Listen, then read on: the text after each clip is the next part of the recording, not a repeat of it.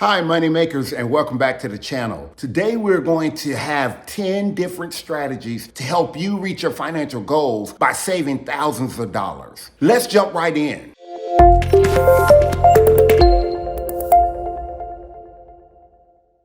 The very first thing we're going to do is track your spending. It is imperative that you track your spending in order to get a true understanding of what is going out of your home. What expenses do you incur on a daily or monthly basis that you should plan for? By tracking your spending, you can actually create a budget. Having a budget is imperative to your success. You must know exactly what you are actually spending and how much money you have allocated for said spending. This will afford you the opportunity to actually identify areas that you can cut back going forward to make sure that you remain within your budget or on budget. Strategy 2 is automating your savings. The way you do this is by actually automating your savings so that it comes out of your account before you get the opportunity to actually reallocate it or spend it frivolously. You definitely want that opportunity to actually have those monies taken out of the account so you never even think about it. So it's very important that you automate your savings to ensure that you are saving on an ongoing basis consistently and a certain amount. This will help you in the long run meet your financial goals. Strategy number 3 is slash your bills. Your monthly bills, you want to make sure that you know exactly what they are and start shopping around for better opportunities to get the same service for a lower price. You don't want to compromise quality, but you definitely want to be able to slash your bills. It is absolutely worth the effort, and it will also give you the opportunity to identify what other services are out there to meet your needs. So make sure that you take a look at those bills and you slash them to ensure that you're getting the best bang for your buck at a lower cost. In order to do that, you may have to negotiate with the providers. It is perfectly okay to negotiate those rates. Many providers will definitely work with you and they will change the price. The other thing that you would think about, if you're wondering, well, what bills can you actually negotiate? Think about your cable or your utilities. You definitely can't possibly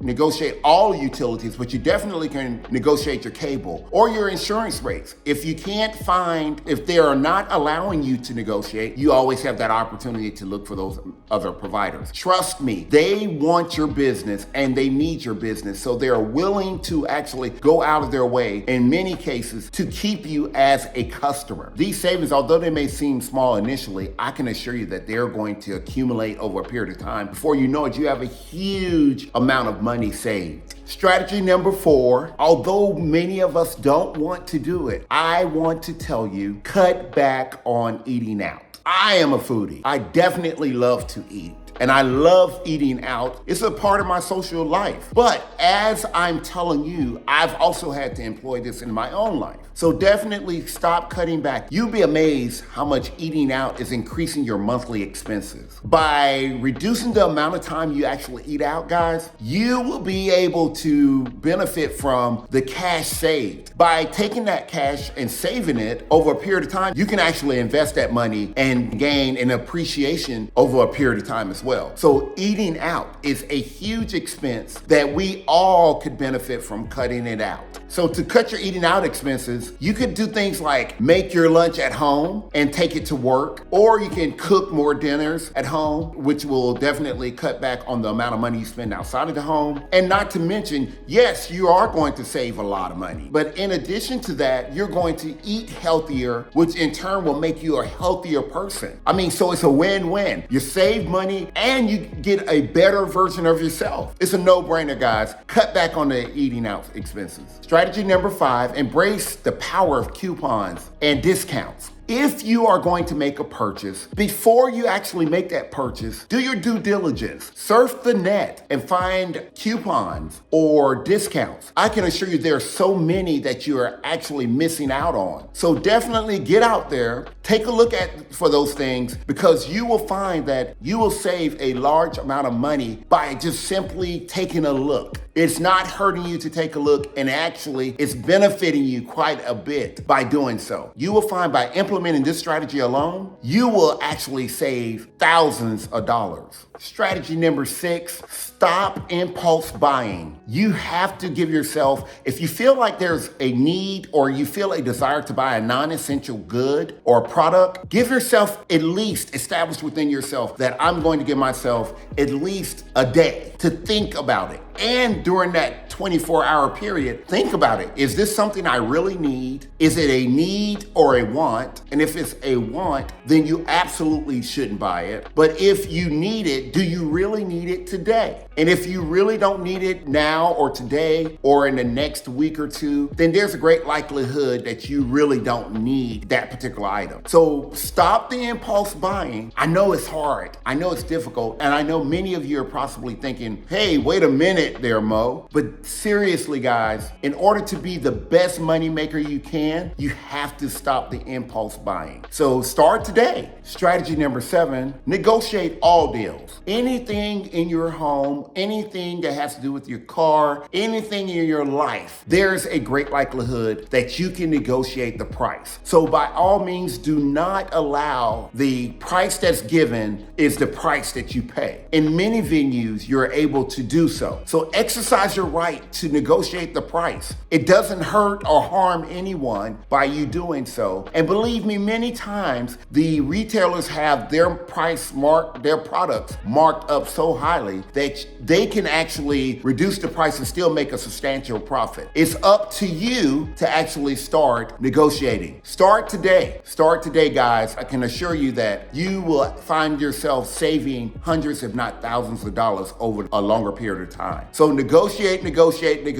today. You do it because I'm already doing it. I'm capitalizing off of my ability to negotiate. Start today, guys. Did someone say strategy number 8? I think someone did. Okay, guys, strategy number 8 is embrace DIY projects. There are so many projects that we actually hire help to do, or we actually buy a finished product, when in actuality it's not that difficult to actually create on our own. Before you actually go out and buy some of the products that you are purchasing, make sure that it's not something that you can create on a very small budget, given a little bit of time, based on the amount of time that you have to offer to that particular effort. It doesn't harm you. Some of the things that we actually buy are super simple to actually create. So I want you to challenge yourself by actually reaching out, and before you buy that computer desk, or before you buy that cabinet, or before you buy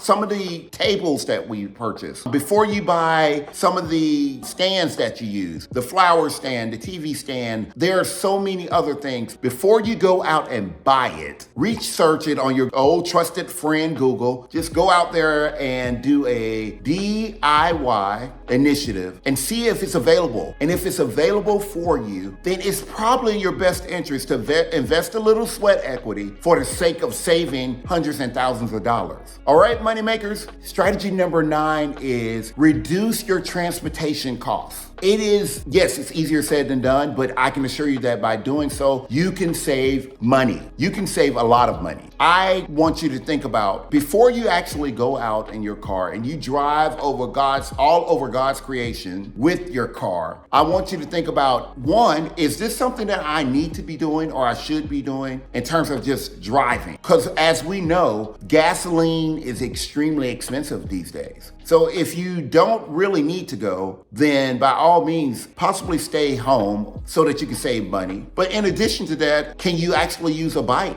Or can you actually carpool? Can you ride with someone else? Because ride sharing is possibly an opportunity as well. And also you think about the true cost. If you are visiting somewhere, and do you really need a rental car? Or is the cost of Uber cheaper given the fact that you may have to pay for not only the rental car, but if you're staying at some of the hotels, you're paying $30, $40, $50, sometimes $70 a day just to park. So think about these things before you actually use that mode of transportation. The other thing that you should should think about is if you can afford it, maybe it's time to start thinking about a more energy efficient vehicle such as a hybrid or an electrical vehicle. These things will save you quite a bit in the long run. So really guys, I personally went out just a month ago and got a hybrid vehicle because the nature of my business requires that I drive. And because I drive, I want to make sure that I am cutting the cost at all times as it pertains to gasoline and the cost of transportation. So guys, I want you to start thinking about strategy number 9, which is reducing your transportation costs. It sounds crazy, but again, you will save a lot of money over the long haul by doing so. Strategy number 10, prioritize buying quality over quantity. That's right, guys. I know we have a lot of people that believe, well, I will go out and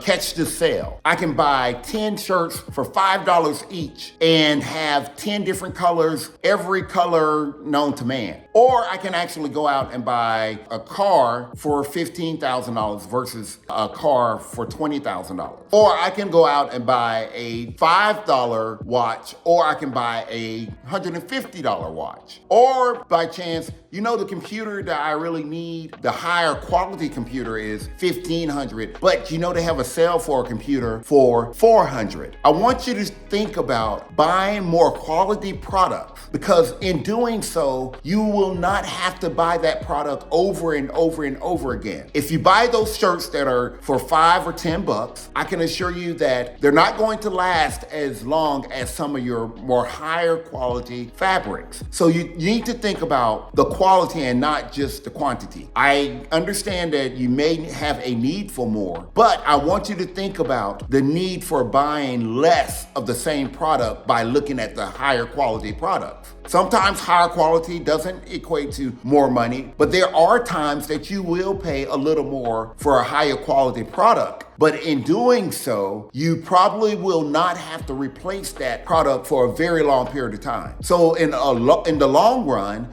it's going to save you a lot of money. So definitely look at quality and not quantity, and it will save you quite a bit. And there you have it, 10 strategies to help you meet your financial goals and save thousands of dollars. I hope that this has been helpful for you. Please like, share, and subscribe. And by all means, if you know of some particular strategies that we can employ today to save money that I have not mentioned, please put it in the comment below. I will greatly appreciate it. All right, thanks until next time.